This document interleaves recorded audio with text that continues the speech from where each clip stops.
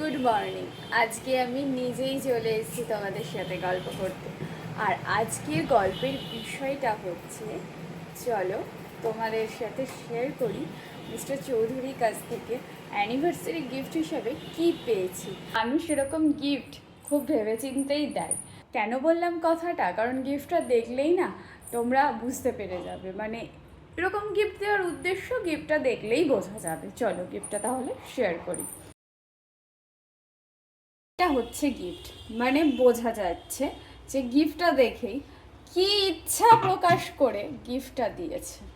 তো চলো গিফটটাকে কাজে লাগাই। এই যে দুধটা নিলাম, এটা কিন্তু রিচ মিল্ক। আমি একটু পায়েস বানাবো, আর পায়েসের ক্ষেত্রে রিচ মিল্কটাই ভীষণ ভালো হয়।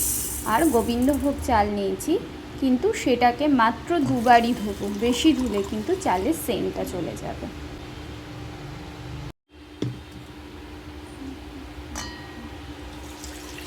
একটু ভালো করে ধুয়ে নিলেই চাল থেকে নোংরাটা চলে যাবে। তারপর এই চালের মধ্যে 1 চামচ মতো ঘি ভালো করে মাখিয়ে নিতে হবে, এতে করে পায়েসটা খুব সুন্দর হবে।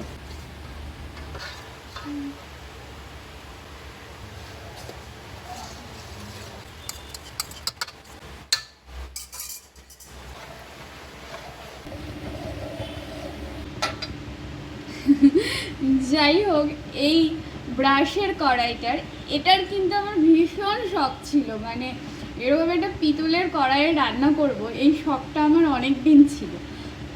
বলেছিলাম কিনে দিতে, যা বলি সেটাই কিনে দেয়। কোনোদিন এরকম হয়নি যে বলেছি কিনে দেয়নি। একটু সময় লাগিয়েছে ঠিকই, কিন্তু চলে এসছে। মানে আর শখ আমার ভীষণ ছিল, আর ভীষণ খুশিও হয়েছি। যতই হোক, পেটুক মানুষ খাওয়ার জন্যই গিফটটা করেছে, আর আমি তো রান্না করতে ভালোই বাসি আর কি। চলো পায়েসটা করি। পায়েসের চালটা প্রায় সেদ্ধ হয়ে গেছে। এবার আমি এখানে অ্যাড করব মিষ্টিটা, মানে এখানে আমি মিছরি নিয়েছি। চিনির বদলে মিছরিটা দিলে পায়েসের রঙটা সাদা থাকবে। চিনি দিলেও চিনিটা তো ক্যারামেল হয়ে যাবে, তখন পায়েসের যে রঙটা সাদা থেকে একটু হালকা লাল হয়ে যেতে পারে, তো বা ব্রাউন কালার হয়ে যেতে পারে। তাই মিছরিটা যদি দাও তাহলে পায়েসটা একদম ধবধবে সাদা হবে। এই ট্রিপসটা মাথায় রেখে পায়েসটা বানিয়ে দেখো, ভালো হবে। এবার এই মিছরিটা গলা পর্যন্ত অপেক্ষা করতে হবে। একটু ক্ষীর হলেই পায়েসটা আমি নামিয়ে নেব। এই হলো পায়েস রেডি হয়ে গেছে, কিন্তু কড়াইটা আরেকবার বসিয়ে নিয়েছি। এবার তরকারিটা রান্না করব। কিন্তু এই তরকারিটা আমার শাশুড়ি ভীষণ ভালো বানাতো, মানে ওটা খুব ফেমাস ছিল আমার শাশুড়ির হাতে। কড়াইতে তেল দিয়েছি, সর্ষের তেল, আর আমি এর মধ্যে দেব 5 ফোড়ন। এরপর একটা শুকনো লঙ্কা। ফোড়নটা ভালো মতো ভাজা হয়ে গেল, এবার আমি আলুগুলো দিয়ে দেবো।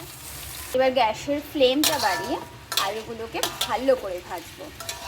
আমি যে রান্নাটা করছি সেটা ভীষণ সিম্পল একটা রান্না, কিন্তু এই রান্নাটা আমার শাশুড়ি ভীষণ সুন্দর করতেন।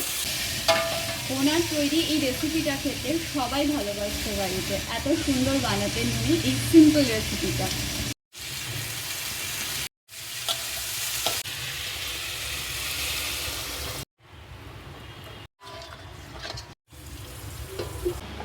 ওই আমি বেলছি, তুমি ভাজো।